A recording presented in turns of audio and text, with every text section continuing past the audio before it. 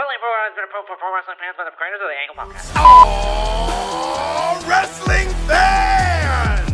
Clap for the Angle Podcast!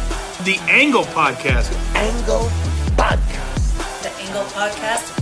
The Angle Podcast. The Angle Podcast. It's the Angle Podcast. How exciting! Welcome, everyone, back to a brand new edition of the Angle Podcast. As always, I'm your host, Joey Carney, and if you haven't already, please smash that subscribe button down below. Now, my guest today was paving the way in a monster truck, might I add, for the Trishas, the Litas, the Charlottes, the Roxannes of the wrestling world today. Now, although she's the Queen of Carnage, she's also the woman who would be king. Please welcome WWE Hall of Famer, Madusa, also known as Alundra Blayze. How are you? And welcome to the show. Wow, what a great intro. Thank you. I appreciate it. Wow. And I hear the crowd. Woo. Oh my gosh. Well, thank you for the intro. It's nice meeting you. Thanks for changing my schedule around due to work, flights, wrestling. In fact, wrestling it just took my schedule away from you. Yeah. So I'm a producer. I work with NWA. Billy Corgan owns NWA. He bought it years ago. What an amazing guy he is. He's very knowledgeable, by the way. It'll blow you away how much he knows about wrestling. Like, he knows some deep stuff more than I do.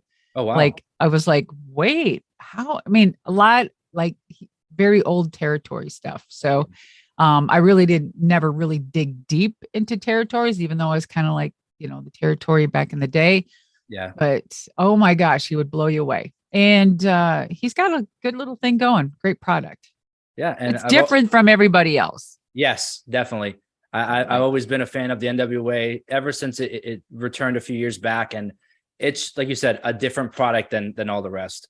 Wait, no, let me ask you, when you watch the NWA, like we just did Live Power last night, right?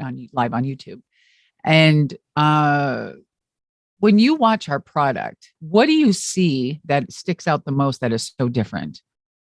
For me, I can see more. I love the promos. I love the expression that you see on the faces of the performers. So, in the other companies, you get that, but the NWA, I think, is more focused on the build up to the match, if that makes sense.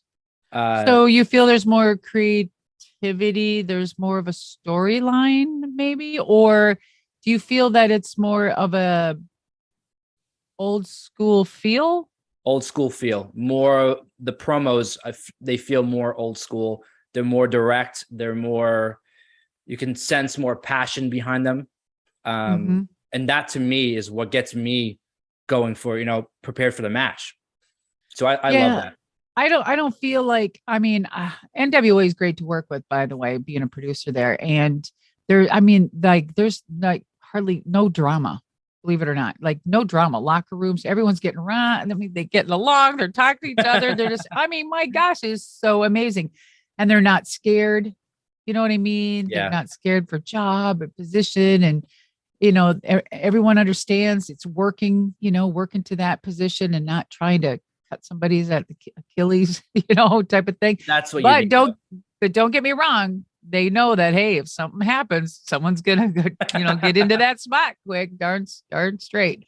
Yeah. So, so I'm doing that, and I've been doing that for about a year, and it's really kept me busy, and I love it. It kind of brought back the love for me because I retired from wrestling in 2001. I had it. I had it the way they were treating women, the direction. And I tried to change the trajectory and give it respect and meaning. And I held my own, I stood my ground, and I just would never take no for an answer. Right. Because I believed in so much more for women. And so when I heard that, a little friend of mine and kind of told me, and that Vince may be buying WCW, I just said, you know what, I'm done. I've had enough anyway. I was to the point where I hated it. Like, I just couldn't even loathe it. Once I retired, I never watched until I got into the Hall of Fame in 2015. Wow. Yeah. is that insane or what? And then around 99, I got a call from Mike Weber, and he worked for WCW, and he left there because it was just, it was just toxic. And so he went and worked for a company called Monster Jam, USHRA. And he gave me a call late fall of 99 and said, Deuce, what are you doing? I'm like, Weber, what are you doing, brother? Blah, blah, blah. And Mike Weber now is the COO of Fight, the Fight TV app. Wow. Fight. Oh, he is huge. Yeah. And so it's great to see, friends and people grow and do wonderful things. Yeah. And so he's like, Deuce, what are you doing? I'm like, oh my God, Weber, what are you doing? It's so great to hear from you. He goes, well, I'm working for this company called Monster Jam, and they're big old monster trucks. And, what are you doing now? And I'm like, I'm out of here, dude. You left. I'm leaving. Wrestling could just kiss my, And I'm like, oh, and he's like, okay, so the reason why I'm calling is I was wondering if you want to drive a monster truck. I'm like, what?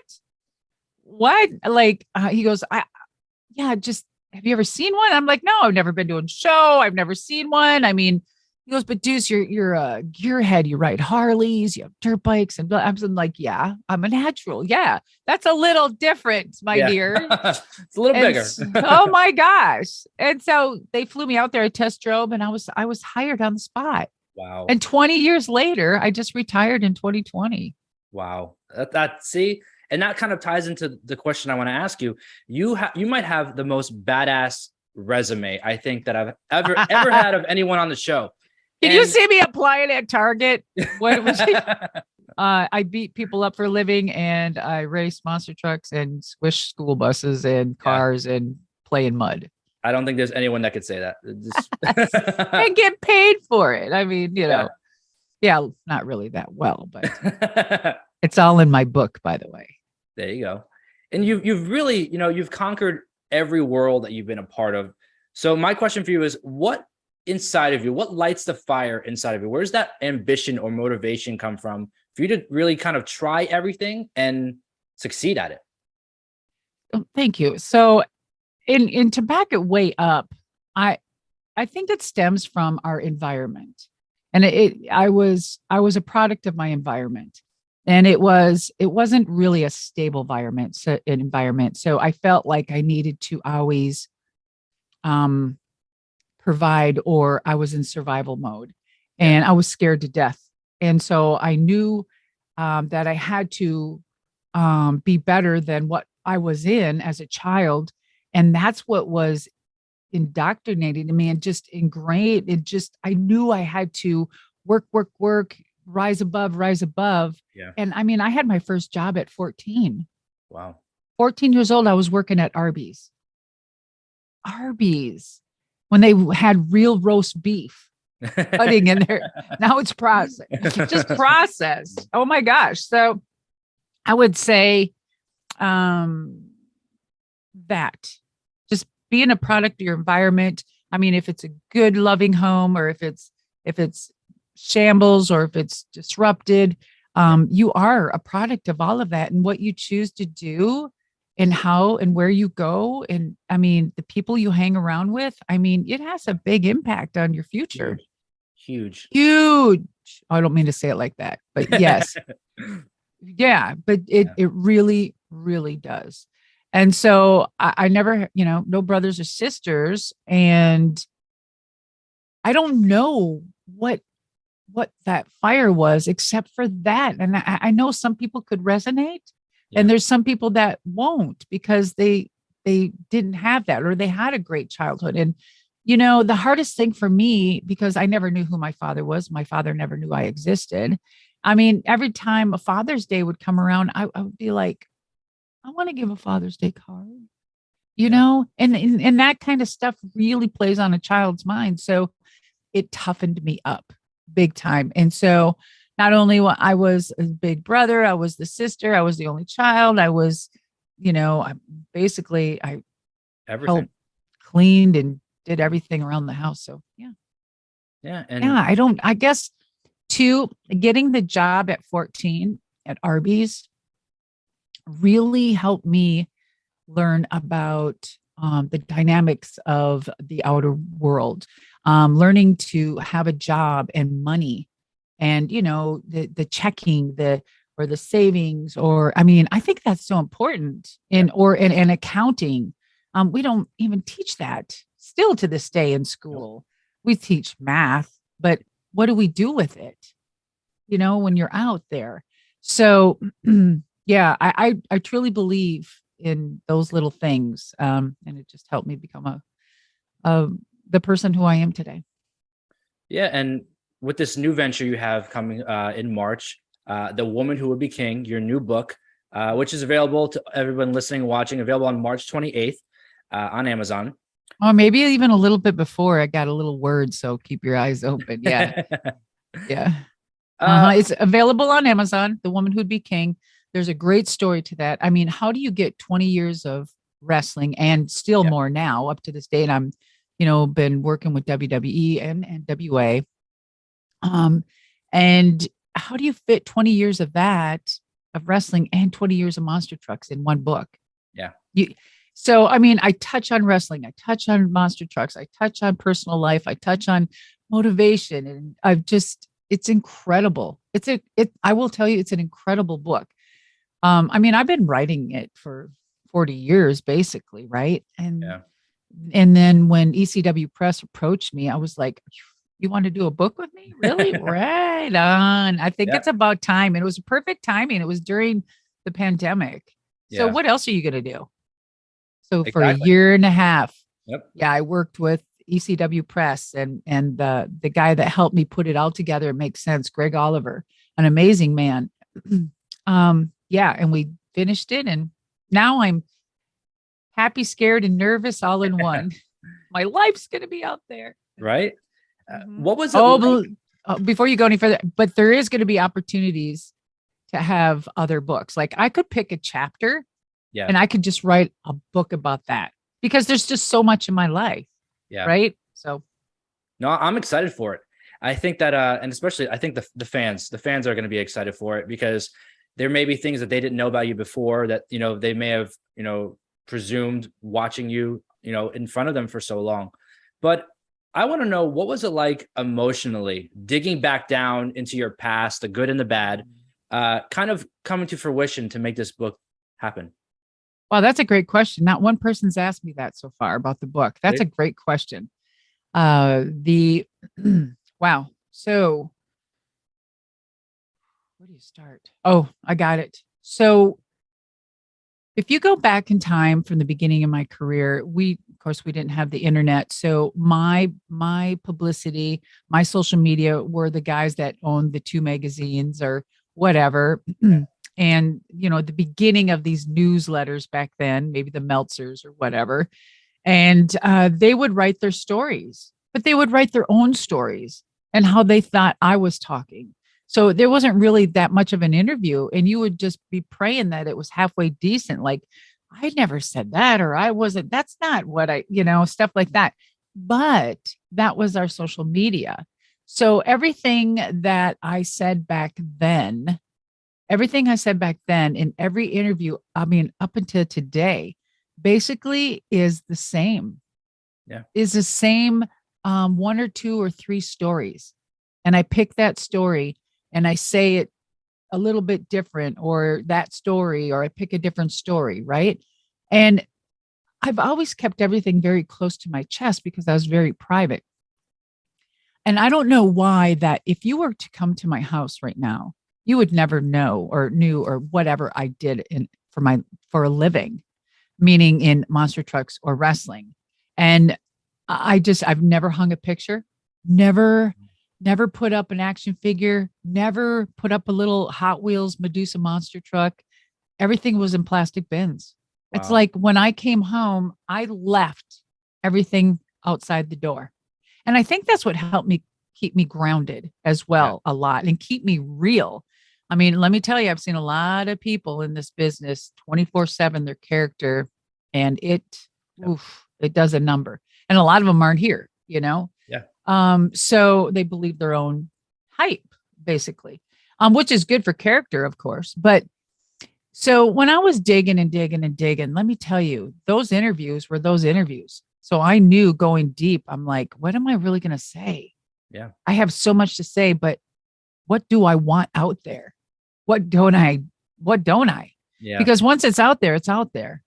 So I wanted to pick a guy that could help me too. When I wrote the book, is that I needed everything fact checked. I needed, to make sure that those were the dates or the or Philly Arena, or you know what I mean? Yeah. And or talk to all my family members, make sure that this story is correct, or am I just, because you and I right now, we're looking at the screen and you're seeing it one way and I'm seeing it another. And I'm going to tell my story how I see it, and you're going to tell it yours. It's not that you're wrong or I'm wrong. It's just that's our story, right? So I wanted to at least get some type of happy medium in the stories. So, because a lot of people now, they can just fact check and say, oh, that's bull. You know what I mean? So I feel so good, and just reliving everything. I think what is more painful are the stories. And I'm going to say three quarters of these stories of my life and personal, and they've never been told. Wow. So I'm very vulnerable. And I may break down, during the signing, because people are going to ask me questions about certain things. I know they are, and I'm ready. I'm strong. I've lived with it my whole life, and it's nothing. I'm very proud of my decisions. Maybe there's a few things I could have a path different, but it wouldn't bring me where I'm here today. And I think every child and parent, could get, how we can just take away something from each thing. If it's a book, if it's experience, if it's people we hang around with.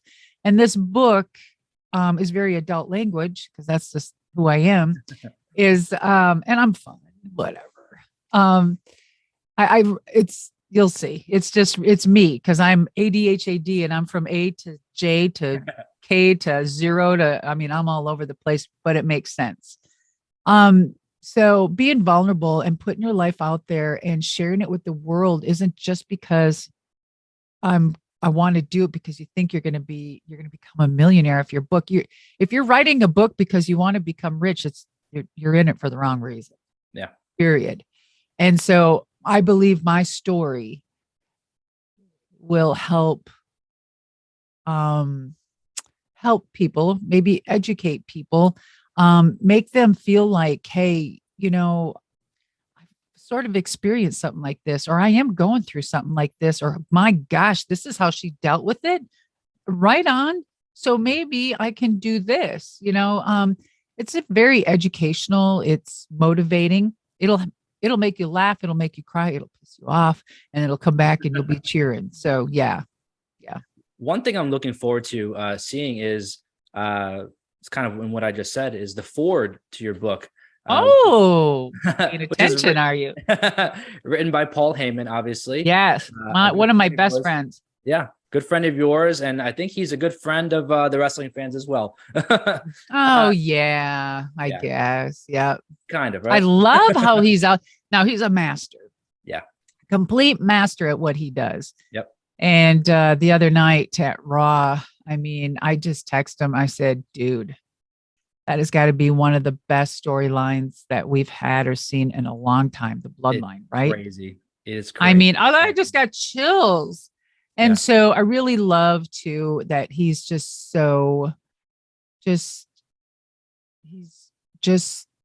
Paul, and he's always been that way. And him as well. I wouldn't be here as either, really, if it wasn't for a portion of him putting me out there, including me in things, putting me in the Dangerous Alliance, which I feel is a very underrated faction. It needs to go into the Hall of Fame, by the way. Yeah. I text him that too every so often. I said, dude, Dangerous Alliance, Hall of Fame. That's it. Have a good day. Yep. Stuff like that. So, amazing man. Yeah, he's and it's crazy to see. I'm especially probably for you too, all these years later, that he's in a part of the main event, part of every big show, every show in general. Just to see the spot that he's in today is it shows how much of a genius and master of his craft that he really is. how powerful, and it doesn't mean, I mean, age doesn't mean anything. And I think, I think we are seeing that a little bit more. They have a few women that are wrestling in their 40s. One's 45 wrestling. You've got Asuka in her 40s. You've got Tamina in her 40s. You've got, I mean, they're, and that's great. Yeah. But still we have guys in their late 60s there that, are doing things, and, maybe we'll get there. If they can do it, do it. Why do they have to wrestle? They could be in a position like Paul too and be a great manager. So, of course. Mhm. And so you're the queen of Carnage. We all know that. What are you trying to say? I break everything in the truck. That's how I got the nickname Queen of Carnage. So crazy. Queen of Carnage, but your book is titled The Woman Who Would Be King. Mhm. In your opinion, what's the difference as to what would be making you king?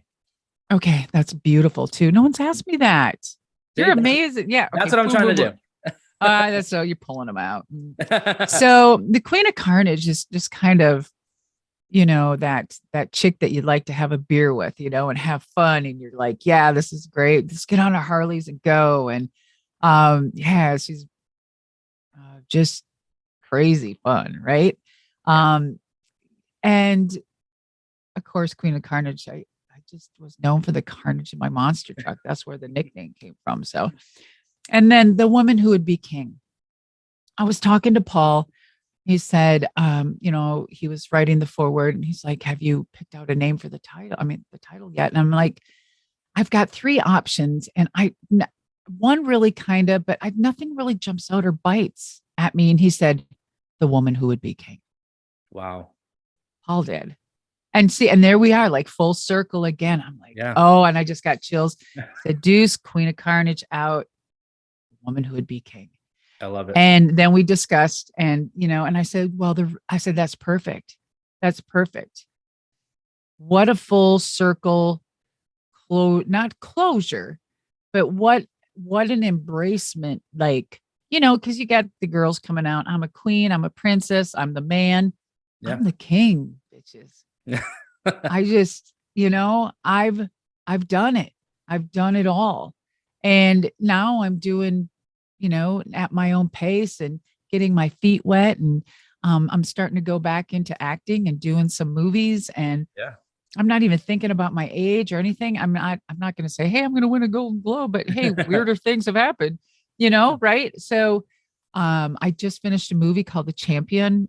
It's pretty amazing. It's about UFC fighters. Oh, wow. Not fighters. It's about a girl and her mother, and I'm the mother of the UFC fighter, and it is incredible.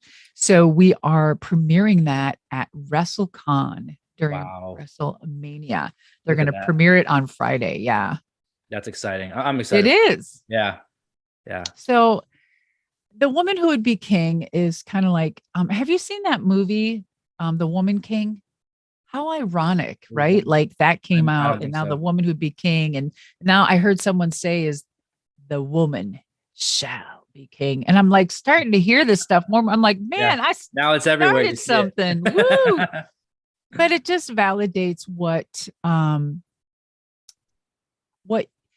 you can become, and what you put out there. And I feel that it's not just taking away and trying to step into a man's position. You know what I mean? I'm not, but I'm a king of my own castle. Yeah. I'm the king of myself and my empire. And the woman who would be king, it's just so satisfying. Yeah. It's right just electrifying. Yeah. Electrifying. No, I'm excited for the book. I'm excited to read it and to see, so much of the fans today know of who you are, but they don't know the real, Madusa. So I think the book will kind of give them that backstage feel to that. So we kind of say that. And, I said that in the book too, this is to all the fans that thought they knew me as they stood in line for 3 hours during a Monster Jam event, wanting my autograph, and I stood there and smiled and hugged and gave autographs. And, and when you're in pain and hurt, and you just had a concussion or whiplash, or your fingers are broken from the truck or whatever, broken ribs, but you're just there, and they, they read about you and they bring you your favorite candy bar, which mine's a Butterfinger, by the way. I love them. The best. And Mine too. right, it's just so Butterfingers. good. Yeah. And so I mean, and those are the moments, but in the book, it's going to open their eyes. Yeah. Very emotional. There's a couple emotional parts. Mick, we had there's ECW Press has professional readers, and what they do is like 200 people, and they had 200 people read the book, and then I handpicked a few people, and so I had Mick read the book, Mick Foley. Yeah. And he's like, "Wow, Deuce, what an emotional book." Wow. Yeah. And I was just like, yeah, he goes, "It's really good." And I'm like, wow, thank you. So I asked him if he would write a blurb, and he did. And so we put it on the back cover of the book as well. That right there. That's amazing. We got a couple good ones too. I couldn't believe it. Like, from all the people that knew me or could read the book or whatever. And I just asked 25 people, and just, would you write this blurb and what you felt or feel about me as a person and, or the book. And then, so they got to pick out of all these people, and they said, okay, so what do you think of these that we picked and how it looks? I'm like, okay, well, they got Mick Foley. They got Billy Corgan of the Smashing Pumpkins, and they've got Bull Nakano. Wow. They got my friend Mike Weber from Fight TV COO. And I mean, I think there was a couple more. Another author, beautiful author, fantasy author writing, a friend of mine, Cynthia. And then we have a lot more that we'll be putting out intermittently. But yeah, it was pretty cool. It was really warming. Oh, and then Nita Strauss also wrote for me. The guitar player. Yep. Oh my gosh, she's badass. Amazing. By the way, she is. Yeah, she even wrote just a beautiful blurb. Now, I'd be remiss if I didn't mention, obviously, the iconic title in the trash incident. I'm sure all the fans have heard every story there is, and I'm sure it's in the book. It's in the book, guys. Come on. But when you left WWF at the time, the title was vacated for 3 years, and they brought it back, I think, in 1998. In your opinion, what made them bring that back? Was it a similar feeling to kind of what we witnessed with the rise of the women's evolution, where people wanted women's wrestling? Where do you think that came from? I don't think the Attitude Era with women in bathing suits and ripping off clothes was really a moment of monumental moment for women, really. But I guess they wanted to bring it back. It's been 3 years, right? Yeah. So I mean, I was getting ready to go to work and, get on a plane and go to a gig for WWE when I got a FedEx in the mail saying, we don't need you anymore. I was devastated because I was a company girl. Like I was a Vince's girl. He treated me right. Never any lascivious acts or gestures or anything like that with all the crap that's going on with him now. He was good to me. But when they let me go, they just, they forgot. Just think about it. Yeah.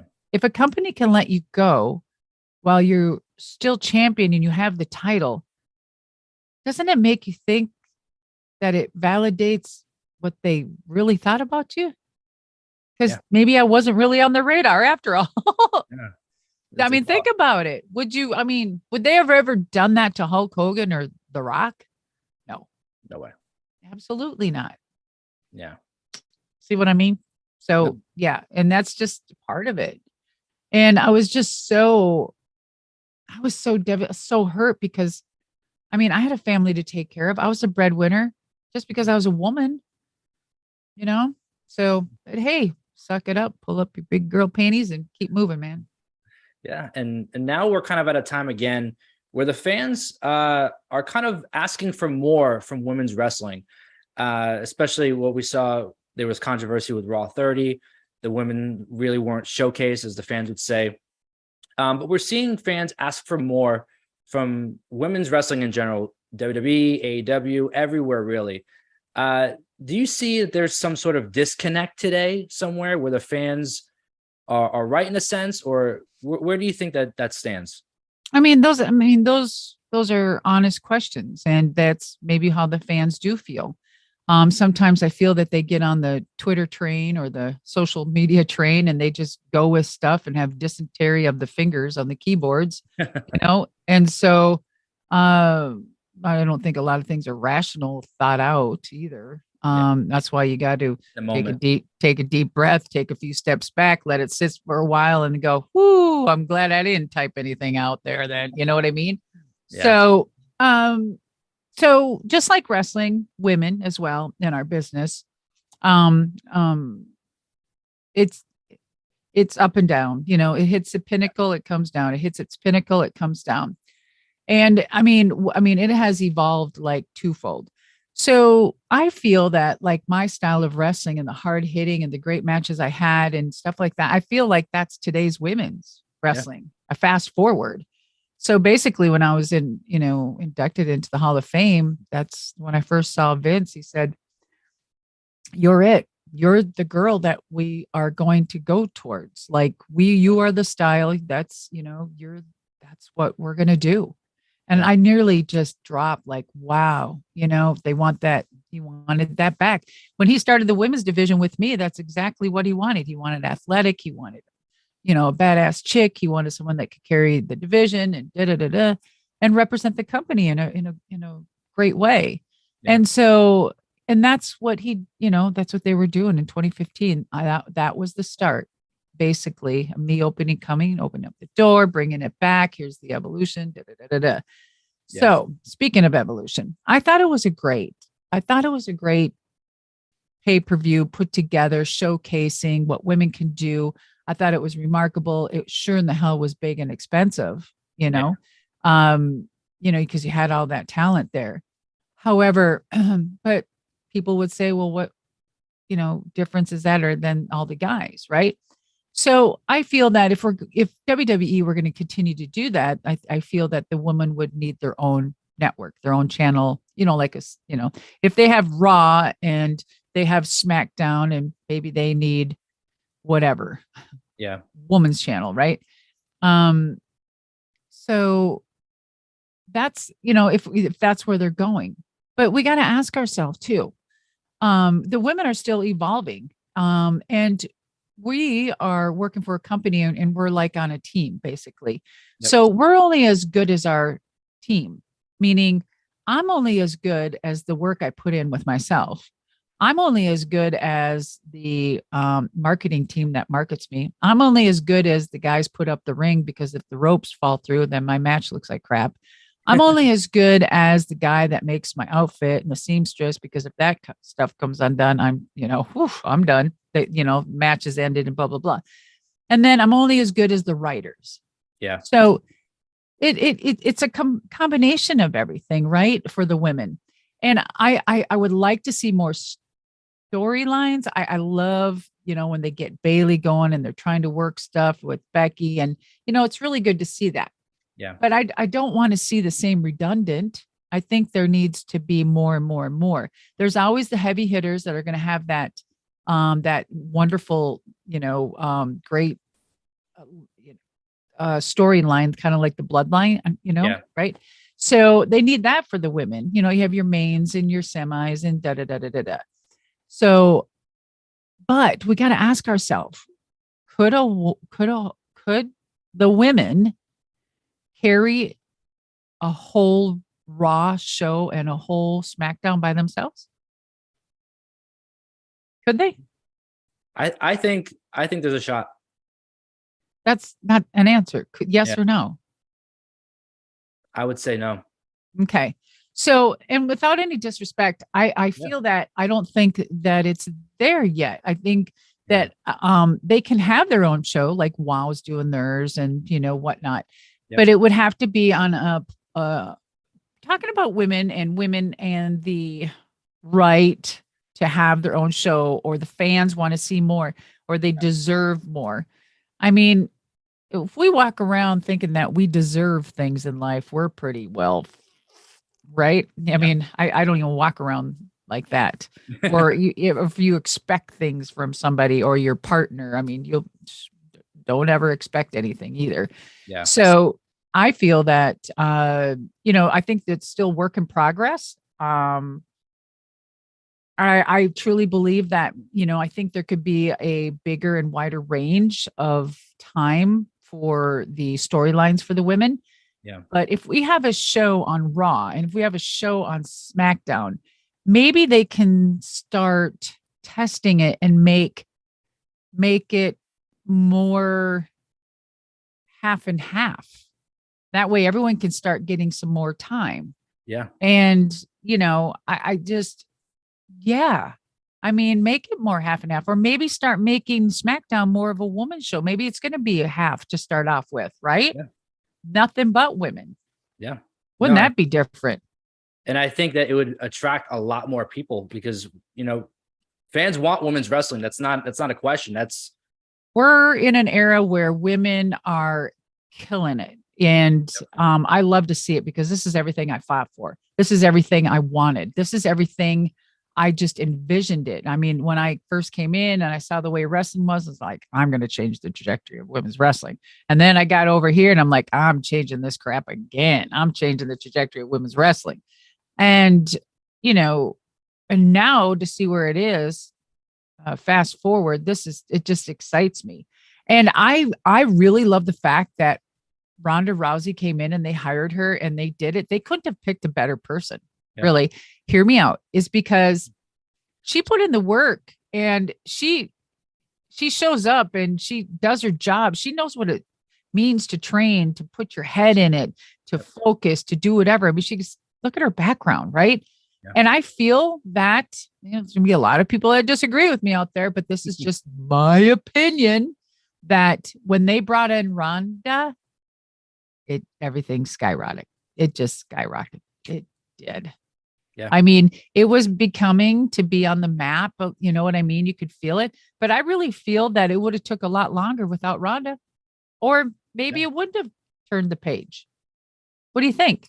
I think you have a good point there. I do too. Right. She escalated it. More mainstream, more outside. Yeah. More legit. Like, oh crap, Ronda Rousey, she's going to bust somebody. I got to watch this, you know, and just her name put some, legitimacy in there. And so I think it's badass. I wish I was younger and I would love to go toe to toe with her. You know, I think that'd be a good one. Wouldn't it? I mean, if I was younger, absolutely. And, gosh, there's just so many great girls, they're all just amazing women, so talented. Different. That's the thing. They're so different. So many unique, different styles and characters and personas, whatnot. And they're very good at that too. When I go back intermittently and work with NXT or work with them backstage, whatever, right? It is very important that, you just don't want two outfits looking alike. You don't want the same colors. And there's reasons for that. But I will tell you that every single one of these girls got tons of makeup on and they look like models, basically. You know what I mean? Yeah. It's not back in my era where it was plain. Yeah, I don't even know if I wore mascara back then. Maybe I had lip gloss. Maybe I didn't. It was just very different. I was focused on my wrestling, not so much what my hair looks like, but now it's different. I'm not knocking it. I'm just saying that when I go there, I sit in a chair and get my makeup done and it feels good. It's nice, but you got to think of all the opportunities that are happening now. I wasn't offered, sponsorships or having more opportunities to do movies and people approaching me to be, representing their product and getting paid money or just tweet out their product and get 10 grand. You know what I'm saying? Yeah. Where was that? It wasn't. Yeah. It's incredible. The opportunities that these women have after wrestling is entirely up to them, but it's a lot. It's how and what you do and utilize. But in the meantime, be smart about it and start planning for that. Right. Exactly. Yeah. I couldn't agree with you more on that. And you've been on record saying, that you've been good to wrestling, but wrestling wasn't necessarily good to you. Absolutely. And I stand by that. Absolutely. I was damn good to wrestling and wrestling wasn't good to me. Yeah. And I'm not saying some people were very good to me, but the industry wasn't, and it wasn't good to women. I was told I was an enhancement. My name wasn't on the marquee. It was, all the men's names. And then I was Ann Moore. I had to fight for a lot. Wow. And I was told that, you're just, just sit pretty. Yeah. Boy, that pissed me off. Even more. Oh my God. You just don't know. Yeah. You don't know what that does. You don't tell me no. And, I put my whole life and put my other career out. I lost, half of my life. I've not lost half of my life, my decision making with this. And you keep pounding me and shutting the door. I mean, I'm a force to be reckoned with, Paul Heyman wrote a great article on yahoonews.com or sports, whatever, about, I don't know, 6 years ago. And it said Madusa before Ronda Rousey was Ronda Rousey. Wow. And he just spilled it all out. And basically it was, not saying that I was better or greater, but it was that time where, you couldn't touch me. I was just, I was a force, and back then when I was a force and I was trying to make a statement and pave the way, and I was redeemed as, or I was billed as hard to work with, loud, obnoxious, wants too much, greedy. And, those are the titles that we got back then because we wanted to ask a question, or we voiced this, or maybe we wanted a little more. So yeah. But now it's really I'm really glad to see finally, after all these years, the women are getting $1 million contracts. That's for the first time. That's recent. I didn't even make $100,000. Wow. Like when in 1 year, I never made over $100,000 in pro wrestling.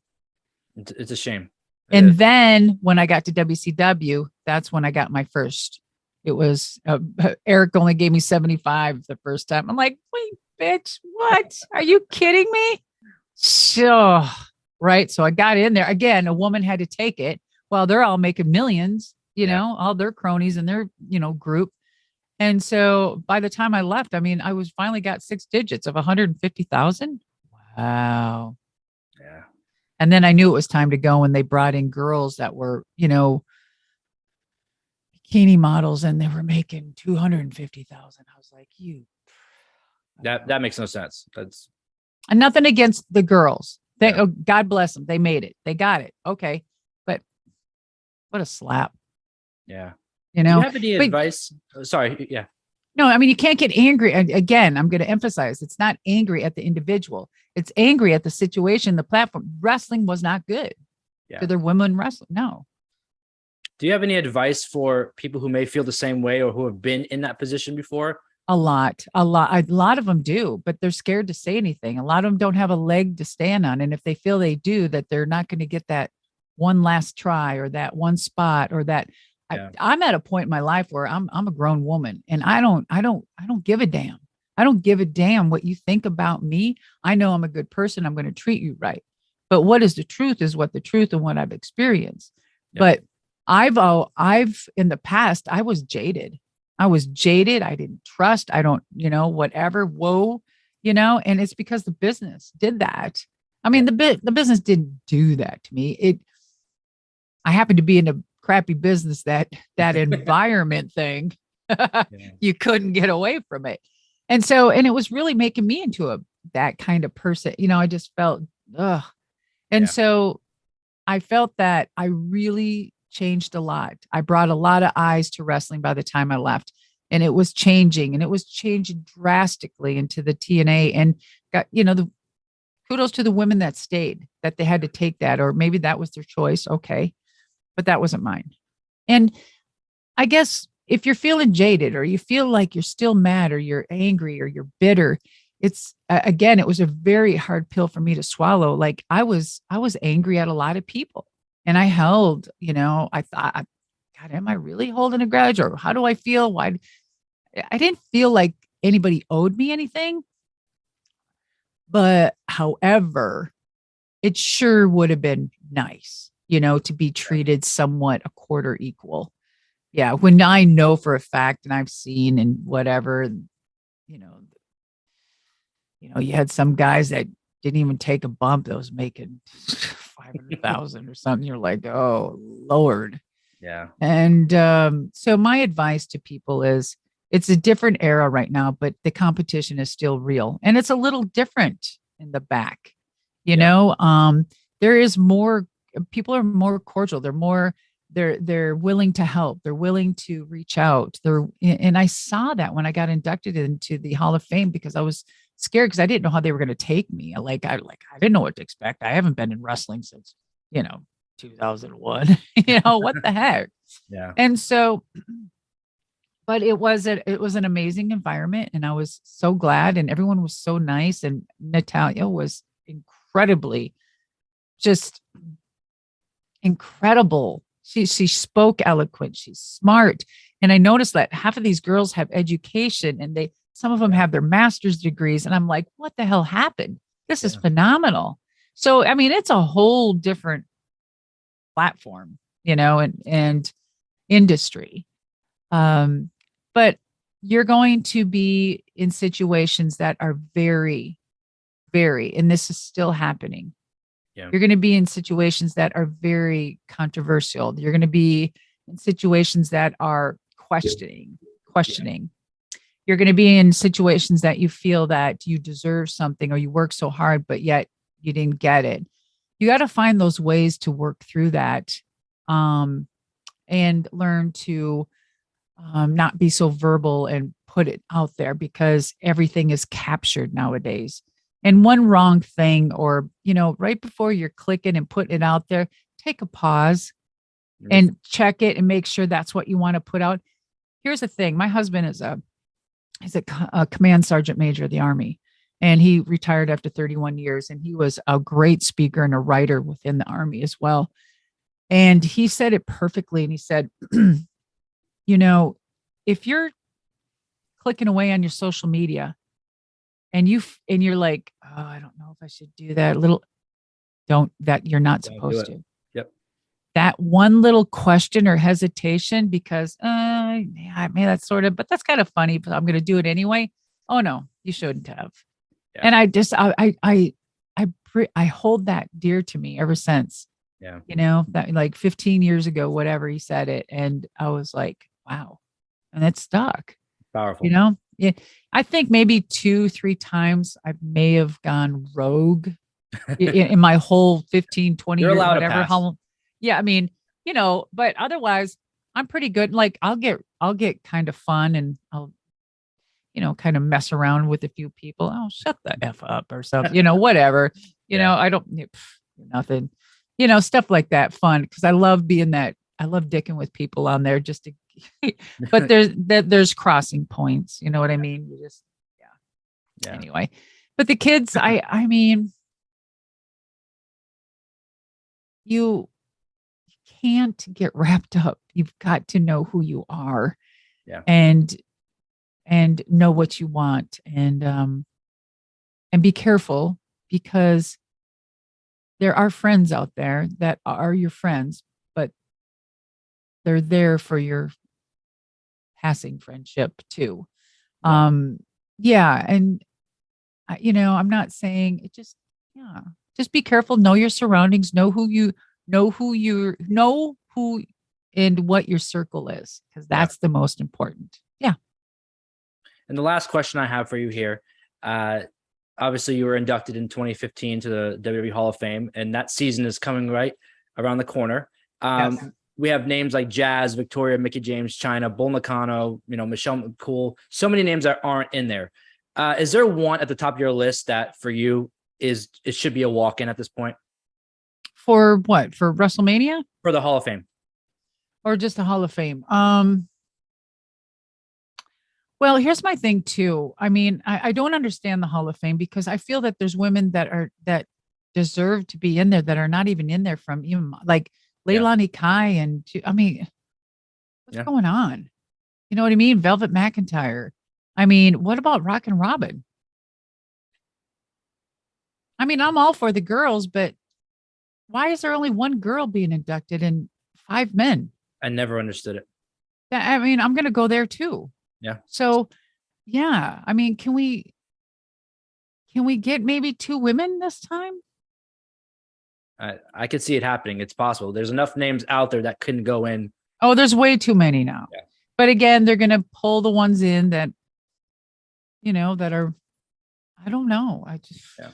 Maybe I got lucky. I don't know what they saw. I mean, I'm an older woman but maybe they needed one from the past era saying, because I say I'm from the golden era, really, or not the golden. You have the June Briars and the Mullahs and all of that. That's the beginning. That's the golden era. And then I believe there is the lost era, which is my era. And then you have the attitude era, and then the divas era. And then what is this? The evolution era? I guess. I guess we could say that. Yeah. For all the fans. Yeah. Sorry. No, that's it. Yeah. For all the fans listening and watching, where could they follow you? Where could they get more or learn more about your book? Where can they get more or less of me? Well, one, they can just shut this off halfway through. No, just kidding.